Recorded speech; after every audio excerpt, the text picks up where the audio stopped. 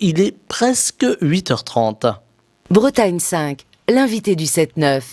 Et ce matin, notre invité de la matinale est Paul Le Guernic, adjoint au maire de Pontivy, délégué à l'attractivité économique, à la tranquillité publique, à la sécurité et aux affaires générales. Il est également conseiller communautaire de Pontivy, communauté, et il est venu jusqu'à nous en direct ce lundi matin, au micro de Bretagne 5 matin. Je le remercie. Bonjour Paul Le Guernic. Bonjour Stéphane et merci de votre invitation. Alors Paul Le Guernic, beaucoup d'actualités. On va parler de politique évidemment, et on va parler de politique régionale, mais aussi de politique, de ce qu'on appelle la grande politique, la politique nationale. J'avais envie de commencer ce matin par un phénomène. On parle beaucoup d'Éric Zemmour, qui en tout cas s'exprime beaucoup dans les médias. On ne sait pas s'il sera ou pas candidat à la présidence de la République. En tout cas, il donne des pistes de réflexion. Il a écrit un livre qui, a priori, se vend bien. Comment vous percevez, vous, Paul Le Guernic, à droite, j'allais dire presque l'ascension, la montée d'Éric Zemmour? Bon, tout d'abord, il faut rappeler un peu qui est Éric Zemmour. Beaucoup de gens ne le connaissent pas.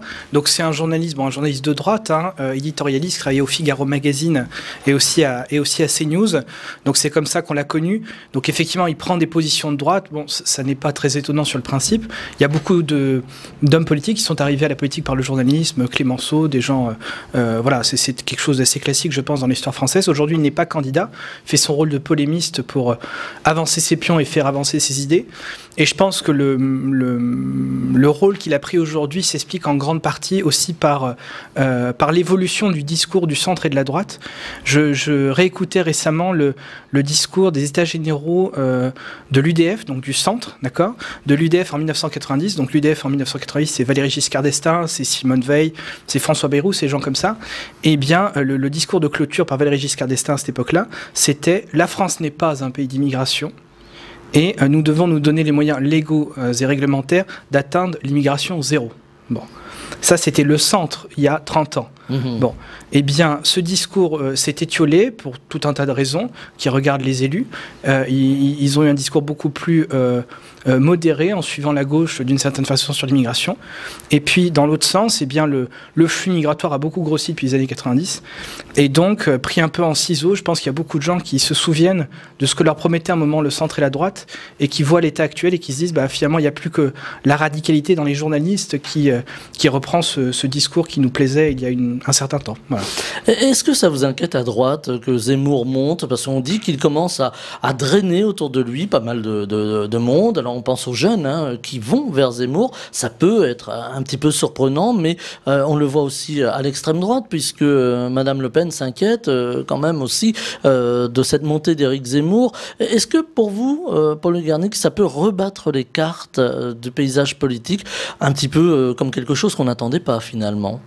Oui, je pense que les élus et les candidats sont pris un peu à leur propre piège. Ils ont édulcoré leur discours parce que, notamment, je pense que bon, la gauche avait une forme d'hégémonie sur tout un tas de pans culturels et médiatiques. Bon, c'est tout à leur honneur, ça fait partie du combat politique. Et donc, aujourd'hui, il y a un espace radical, donc qui n'est pas majoritaire, qui représente, oui, 15, 20, peut-être 25% des électeurs, qui est un peu orphelin. Et c'est le cas notamment au Front National, au Rassemblement National, avec la fameuse stratégie de la dédiabolisation. Donc le Rassemblement National s'est retrouvé beaucoup plus commun, avoir un discours assez commun vis-à-vis notamment de l'immigration, de la sécurité, qui sont ses thèmes fétiches. Et aujourd'hui, il est déserté, puisque les gens, ou du moins une partie des gens, est en recherche de radicalité. Donc je pense qu'aujourd'hui, il y a effectivement des cartes qui sont rebattues, essentiellement, je pense, pour le Rassemblement National actuellement. Alors on a une société qui se tend, qui se fracture. Est-ce que justement Monsieur Zemmour, par exemple, peut arriver j'allais dire, à se glisser dans cette fracture et là encore rebattre les cartes de manière assez violente au niveau politique?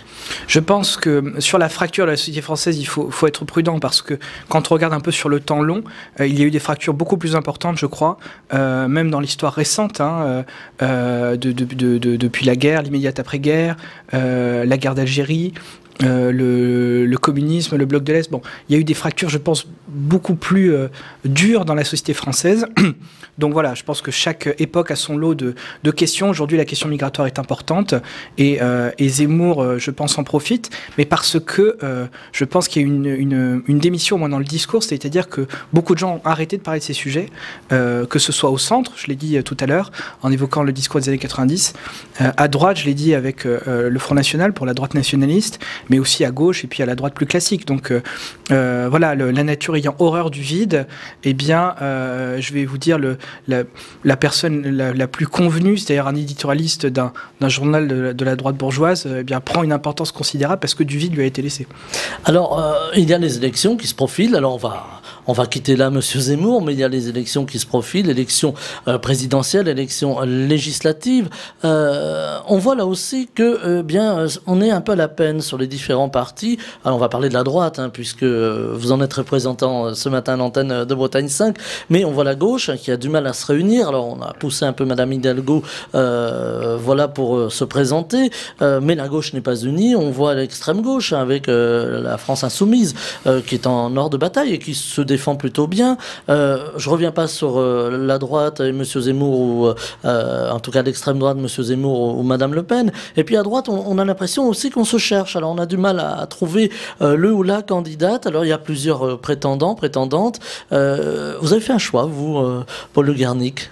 Vous savez, dans notre famille politique de la droite et du centre, on a une habitude d'avoir un chef et de se positionner par rapport à lui ou à elle. Donc c'est l'héritage gaulliste.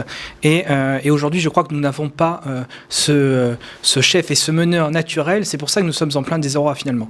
Hein, je pense que fondamentalement, la droite de gouvernement ne s'est pas remise de la défaite de Nicolas Sarkozy en 2012. On voit bien, on a eu un échec pour retrouver ce meneur. Et je suis peiné de constater cela. Moi, j'estime que c'est surtout aux chefs à Paris de s'organiser là-dessus, ce qu'ils n'ont pas été capables de faire. Moi, pour l'instant, je n'ai pas réellement de champion. Je pense qu'il est un peu tôt pour le dire. Récemment, j'ai revu Michel Barnier au SPACE, au Salon de l'Agriculture de Bretagne, qui me paraît à la fois avoir eu des positions assez tranchées sur certains points, notamment comme on en a parlé sur l'immigration, et puis incarner une certaine stature. Mais bon, voilà, mon choix n'est pas fait du tout, et je pense que quand les programmes vont avancer, les équipes, on sera plus en mesure de faire ce choix, mais j'espère, et moi je les appelle à 100 ans d'entre eux, et à désigner celui qui sera le meilleur pour conduire cette élection. C'est plus à eux de le faire, à mon avis. Alors, on a abandonné à droite l'idée de la primaire. Est-ce que c'est une bonne chose, finalement ? Moi, je pense que, contrairement à ce qu'on dit beaucoup, la primaire de 2016 fut une grande réussite. Nous avons mobilisé des millions d'électeurs du centre et de la droite pour venir se confronter notamment sur un projet, puisqu'on peut dire que si François Fillon a gagné la primaire, c'est essentiellement parce qu'il incarnait un projet fondamentalement de droite et du centre, c'est-à-dire pour la défense des libertés en matière scolaire, fiscale, économique, ce genre de choses, et une forme de respect de l'autorité, notamment vis-à-vis du terrorisme. C'est plus sur ça qu'il a gagné que sur sa personne, on l'a vu. Et donc ça a été un immense succès. Des millions de Français se sont déplacés. Et ensuite, l'essai n'a pas été transformé pour les raisons que vous savez, les raisons d'affaires qui seront peut-être jugées un jour. Et voilà, moi j'étais plutôt en faveur de l'organisation d'une large primaire. Ça n'a pas été le choix, mais je pense qu'il ne faut pas diaboliser la primaire, puisque nous avons été victimes en fait de l'étape suivante en 2017 par rapport aux affaires. Mais la primaire en soi est un bon choix et je regrette qu'il n'ait pas été choisi. Mais bon, c'est la démocratie interne d'un parti, donc. Alors Paul Le Garnic, vous avez cité le nom de Nicolas Sarkozy. Il y a eu une grande déception autour de Nicolas Sarkozy à droite. Là encore, les affaires se sont invitées, évidemment, au-delà de la politique. Qu'est-ce que vous pensez de sa condamnation? Alors on va être prudent, hein. Il y a un appel qui a été fait par Nicolas Sarkozy et ses avocats. Est-ce que vous trouvez que c'est sévère, ce qui lui arrive? Moi, je ne suis pas en mesure de prendre position très classiquement tant que les affaires ne sont pas jugées définitivement et sans avoir accès au dossier, je n'ai pas grand-chose à dire. Donc je ne prendrai pas vraiment position là-dessus. En tout cas, que ce soit pour Nicolas Sarkozy, pour n'importe qui, il a le droit à la présomption d'innocence, mais dans le pendant, si vraiment des faits crapuleux sont avérés, eh bien, ça mérite une condamnation comme pour tout le monde. Est-ce que c'est aussi pour la droite, j'allais dire, une source de désarroi, le fait qu'un chef, pardonnez-moi du terme, mais vous l'avez employé tout à l'heure, tombe comme ça? De désarroi, je ne sais pas. Le plus important pour les chefs ou pour le chef, c'est qu'il soit aux commandes au moment où on en a besoin.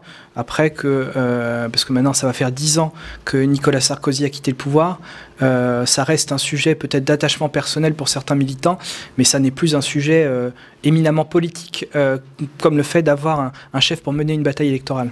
Alors beaucoup de chroniqueurs politiques s'accordent aujourd'hui pour dire que justement on a peu de visages connus finalement dans la politique, ça va très vite, hein, on est dans un autre paradigme. Alors évidemment on retiendra les Mélenchon, on retiendra les Jadot, on retiendra Nicolas, on retiendra Emmanuel Macron, voilà, mais on a l'impression qu'à droite et plus largement à gauche on a du mal à avoir une figure qui se détache. Est-ce que c'est dommageable ça aussi pour le grand public, pour la politique, pour la démocratie? Je ne sais pas si c'est réellement... Je partage le constat. Je ne sais pas si c'est réellement dommageable puisque quelqu'un comme Éric Zemmour, dont on a parlé en début d'émission, montre que sans être très connu personnellement, puisque bon, le Figaro Magazine, c'est quand même pas si lu que ça, par rapport à Ouest France ou au Télégramme, sans être si connu que ça, avec un discours clair et simple, peut-être trop simpliste, diront certains, mais sur des idées, on peut convaincre, puisqu'aujourd'hui, Éric Zemmour convainc, par exemple, sur ses idées. C'est ce qu'a essayé de faire Madame Rousseau lors de la primaire de l'écologie. Elle était à 2 doigts d'emporter la mise à ce niveau-là. Donc je pense que c'est aussi un espoir aujourd'hui entre la presse, les médias traditionnels, les réseaux sociaux. On arrive quand même à émerger sur des idées, quelles qu'elles soient. Je vous ai cité des exemples assez divers. Et donc c'est un espoir, je pense, pour les gens qui ont des vraies idées à défendre. Alors justement, les idées, aujourd'hui, on parle beaucoup de l'immigration, hein, on l'a évoqué en commençant, mais il y a aussi l'environnement, ça nous ramène à la primaire écologiste. L'environnement à droite, on a toujours dit, ben oui, mais la droite, elle fait pas d'environnement. C'est pas forcément aussi vrai aujourd'hui. Je pense que la famille du centre et de la droite a fait beaucoup pour l'environnement en France. Et puisqu'on parlait de Nicolas Sarkozy sur les parcs naturels, les zones Natura 2000, bon, il y a des choses extrêmement concrètes qui ont été faites. Par contre, je pense que si vous voulez, le centre et la droite a aussi un message à passer d'un point de vue de la civilisation sur le fait que fondamentalement, nous croyons, et je crois, que l'homme a un destin prométhéen qui est de dominer la nature, et la nature doit le servir, d'accord ? Ça, c'est ce que je pense fondamentalement. C'est ça l'histoire de l'homme, de la conquête des espaces, de la domestication des espèces animales par l'élevage, des espaces par l'agriculture, même, je sais pas moi, la conquête spatiale, c'est ça cette dimension de l'homme, et nous ne sommes pas prêts à y renoncer. Quand j'entends Madame Rousseau donc dire qu'il faut un choc de compétitivité négative, c'est-à-dire organiser la décroissance, il faut comprendre concrètement ce que c'est que la décroissance. Elle a dit qu'elle voulait des rendements agricoles inférieurs, donc c'est-à-dire soit on accepte de moins manger, alors qu'on sait qu'il y a des tensions au niveau national et surtout international au niveau de la nourriture, soit il faut, je sais pas, multiplier par 10 le nombre de gens qui travaillent dans les champs. Hein, et alors, je sais pas si elle est prête à faire comme dans les pays d'extrême gauche, là, en Chine maoïste, pour mettre les intellectuels au champ, et elle-même, en tant que prof d'économie, aller biner à la main. Mais je crois que c'est pas du tout ce qu'il faut pour la civilisation européenne. Néanmoins, est-ce qu'on a été, sans aller jusqu'à ces extrêmes, est-ce qu'on a été trop loin peut-être dans notre exploitation de la nature? Est-ce qu'aujourd'hui, il faut se dire, bon, on ralentit un petit peu, on réfléchit à autre chose, à une autre société, à une autre exploitation de la nature qui serait moins grave, hein, autant le dire comme ça. Mais mon idée, c'est que naturellement, j'allais dire, il faut protéger la nature, il faut protéger l'environnement. Nous avons une grande biodiversité en Europe, à la fois terrestre et marine, surtout en Bretagne, qu'il faut naturellement préserver. Mais je pense que ça passe aussi par le progrès technique. C'est-à-dire qu'on sait aujourd'hui que l'agriculture française étant, depuis 50 ans ou 100 ans, de plus en plus performante, ça vous permet d'augmenter les rendements et la production sur certains espaces qui sont à fort potentiel, et à contrario de libérer certains autres espaces pour la nature, pour la biodiversité. Il faut bien se souvenir des images du début du siècle où n'importe quel centimètre carré de terre agricole était exploité. Hein, on voit, il y a des images comme ça de champs ou de prairies pour les moutons au milieu des menhirs de Carnac, parce qu'on ne pouvait laisser aucun espace à la nature, aucun espace aux ronciers, aux mares, aux espaces humides, parce qu'il fallait tout exploiter. Aujourd'hui, on peut avoir, grâce à la technologie et grâce aux améliorations agricoles depuis 100 ans, on peut avoir des choses concentrées sur un endroit et ensuite laisser de l'espace à la nature. Et ça n'est pas possible si on n'a pas un haut niveau de technologie et de recherche. Et c'est pourquoi l'environnement se dégrade de manière catastrophique dans les États africains et asiatiques, puisqu'ils n'ont pas ce degré d'intensification et de recherche, ce qui fait qu'ils sont aujourd'hui obligés de tout exploiter, y compris voilà, les zones fragiles, les zones humides, les zones côtières. Et je pense que nous avons une vraie carte à jouer. Et contrairement à ce qu'on pense, l'environnement et la nature est relativement préservé en Europe, et particulièrement en France, où nous n'avons jamais vu autant de forêts, autant d'espaces naturels. Et donc, voilà, je pense qu'on ne peut pas protéger la nature, accepter la population au niveau où elle est aujourd'hui, en milliards de personnes, et en même temps refuser la science. Ça n'est pas possible. Alors, on va parler aussi de politique internationale, Paul Le Garnic, parce qu'on le voit aujourd'hui, il y a des tensions. On le voit avec l'Algérie, entre autres, qui vient ce dimanche d'interdire le survol des avions français de la force Barkhane, en tout cas survol de son territoire, pour se rendre au Sahel. On voit l'Afrique qui bouge beaucoup, qui commence à refuser l'ancienne puissance coloniale que fut la France. Là aussi, tension avec le Mali, qui se sent abandonné par la France, qui menace de retirer Barkhane si les mercenaires russes venaient à venir au Mali pour assurer la protection de l'État malien. Donc voilà, on est dans un imbroglio géopolitique assez compliqué. Est-ce qu'aujourd'hui la voix de la France peut encore se faire entendre, et est-ce qu'il faut changer? C'est la deuxième partie de la question. Est-ce qu'il faut abandonner finalement cette idée de l'Afrique un peu sous protection française? Alors, je pense que l'influence et, on va dire, le gouvernement tacite de la France en Afrique n'est déjà plus possible matériellement et pas souhaitable non plus. Donc plus possible puisque nous n'avons plus l'armée, les capacités militaires suffisantes pour intervenir, parce que l'armée est en décomposition totale. On dit maintenant que toute l'armée tient dans le Stade de France, vu le peu de nombre de militaires que nous avons, ce qui est à mon avis regrettable, puisque c'est quand même la première mission d'un État de pouvoir assurer la défense de la patrie. Et aujourd'hui, on se demande si vraiment l'armée serait en capacité de le faire, vu le manque de moyens et les fonds d'effectifs. Et je pense surtout qu'il n'est pas souhaitable. Je pense qu'il faut être humble. Moi, je ne crois pas au fardeau de l'homme blanc, d'accord, d'aller s'occuper partout de tout ce qui se passe.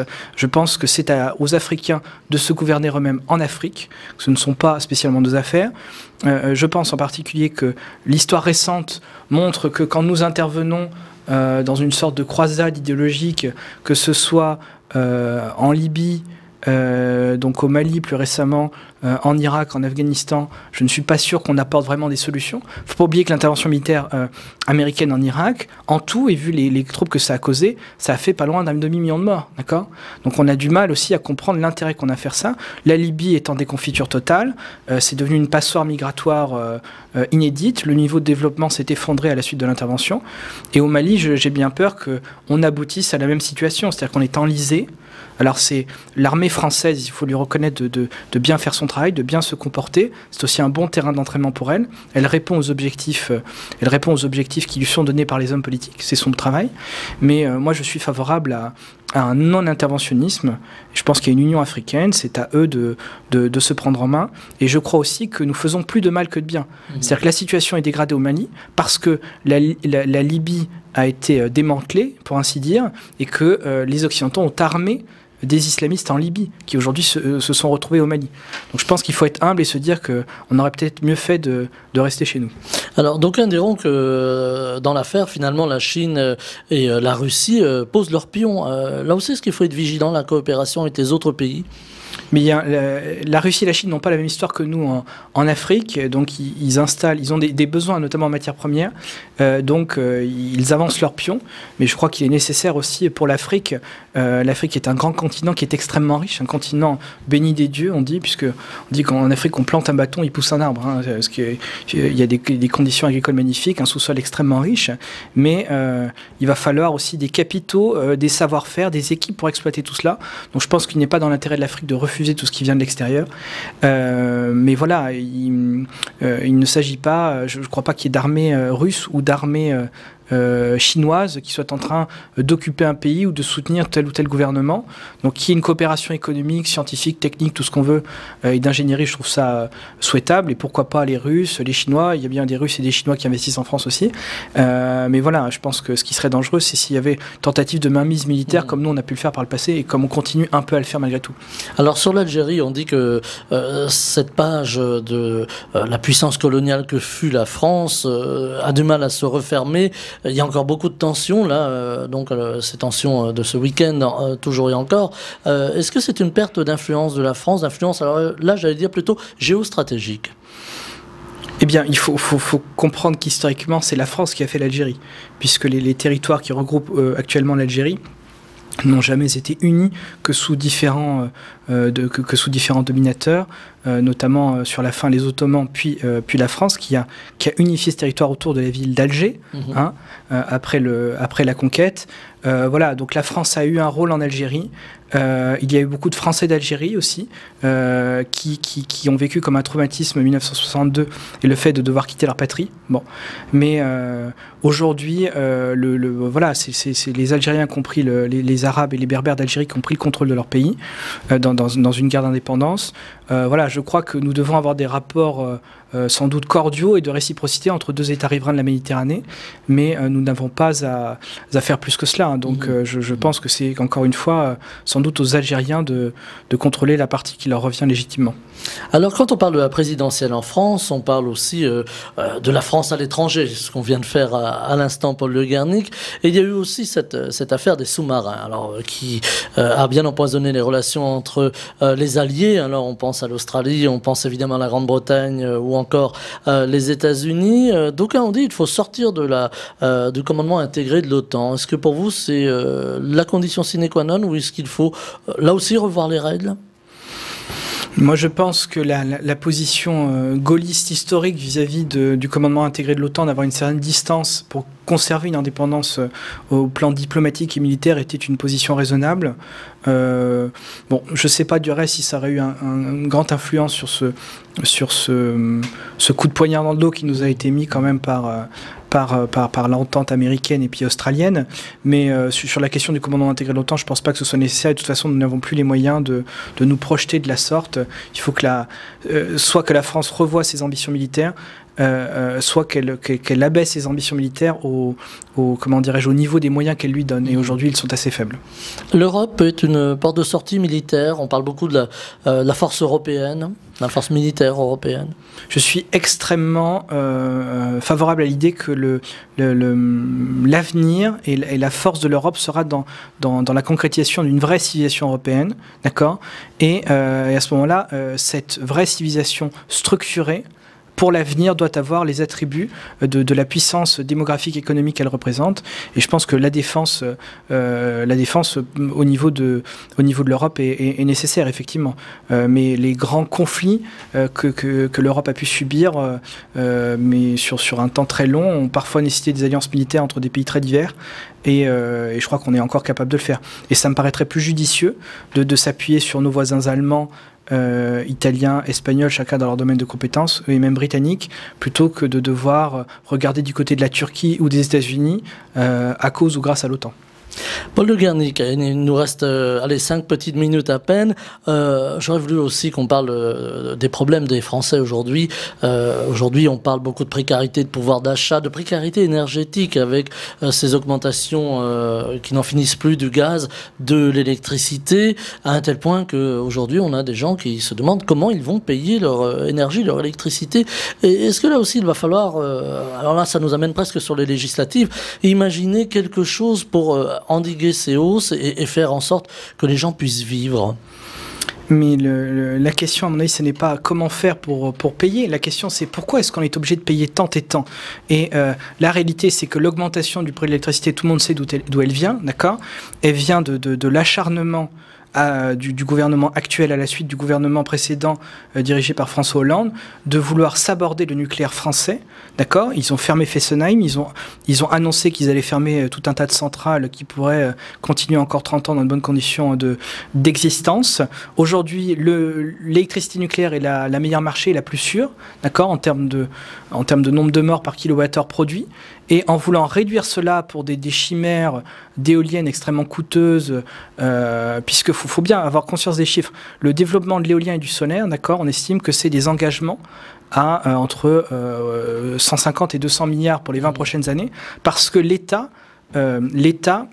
comment dirais-je, assure qu'elle va racheter cette électricité à un prix qui est largement supérieur au prix de l'électricité qui est issu du nucléaire. Donc, au bout du compte, c'est quand même le consommateur. Et ben voilà, c'est ça. Donc, c'est ça qui renchérit le coût de l'électricité. Et pour des efficacités qui sont dérisoires, parce que comme vous savez, une éolienne, si vous voulez, produit de l'électricité 25% du temps à peu près, c'est son facteur de charge, et sans qu'on choisisse quand. C'est-à-dire que si vous attendez devant vos plaques électriques pour faire cuire votre dîner un soir et qu'il n'y a pas de vent, eh bien, sans appoint nucléaire, ça ne peut pas fonctionner. Et donc c'est ça aujourd'hui, c'est le gouvernement, d'accord, c'est le gouvernement qui, par son travail, fait augmenter la facture électrique, et c'est ce qui se retrouve sur les taxes de l'électricité. Et donc aujourd'hui, il faut changer de braquet et redéfendre la vertu du nucléaire, d'un savoir-faire français, aussi industriel français, qui a très bien fonctionné et qu'aujourd'hui est sabordé pour des raisons idéologiques, au prix notamment du massacre des paysages qui est en train de se jouer en baie de Saint-Brieuc et parfaitement scandaleux. Donc voilà, il faut bien que les gens comprennent que ce n'est pas un hasard si le prix de l'électricité augmente, c'est parce que c'est voulu par le gouvernement pour des objectifs assez obscurs et qui ne seront pas remplis, puisque vous savez que l'Allemagne a complètement fermé ses centrales nucléaires pour pouvoir avoir beaucoup d'énergie dite renouvelable, de l'éolien, du solaire. Et on voit que la quantité de gaz carbonique produite pour ce faire augmente de façon délirante.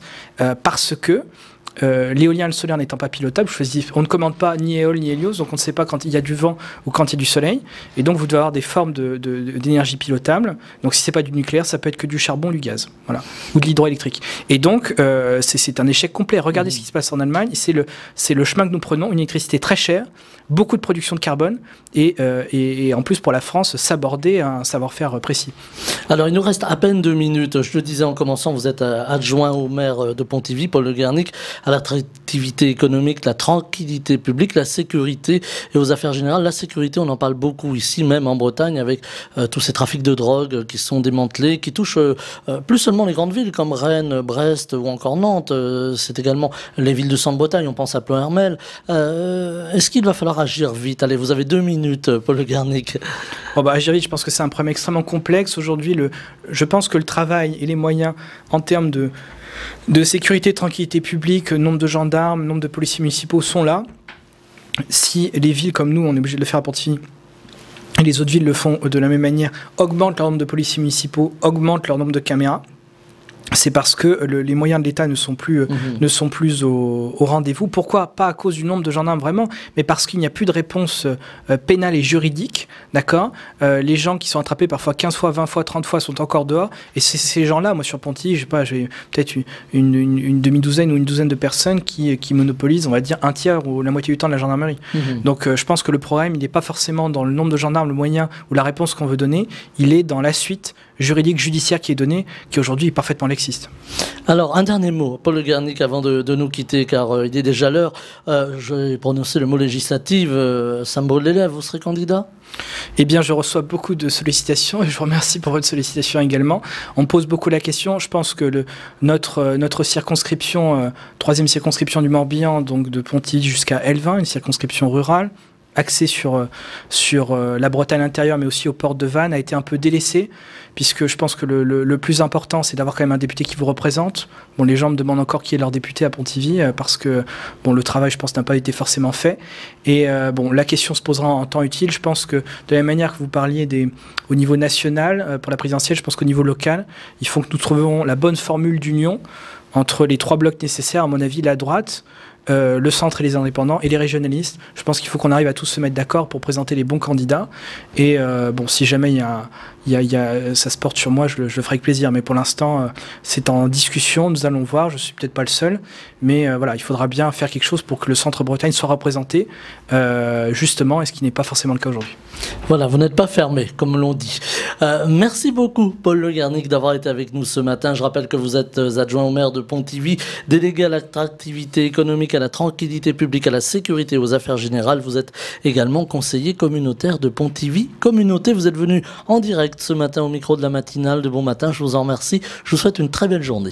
Merci beaucoup à vous, Stéphane, et à votre équipe, et je reviendrai dès que vous me réinviterez. Voilà, le micro reste ouvert. La parole est libre sur Bretagne 5. Bretagne 5 matin, le 7-9, Stéphane Hamon.